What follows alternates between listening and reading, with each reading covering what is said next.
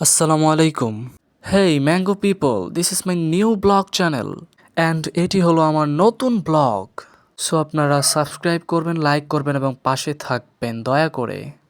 আজকে আমার আম্মু বাসায় নেই, তাই আমি এখন ফ্রি হয়ে গেছি এবং নতুন একটা ব্লগ তৈরি করছি আপনাদের সামনে। এটা হচ্ছে আমার পড়ার টেবিল।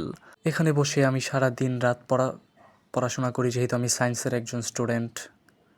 অ্যান্ড যেহেতু আম্মু বাসায় নেই, তাই বাসাটা একেবারে অগোছালো অবস্থায় রয়েছে। আপনারা কেউ কিছু মনে করবেন না প্লিজ, কারণ আম্মু বাসায় নেই।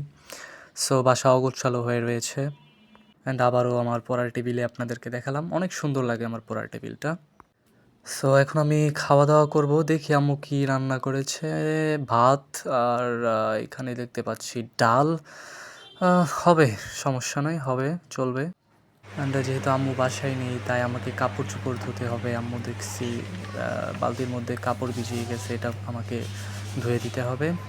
অ্যান্ড এটা হচ্ছে আমার বাসার চারিদিক, এখানে আমি থাকি। ধন্যবাদ সবাইকে।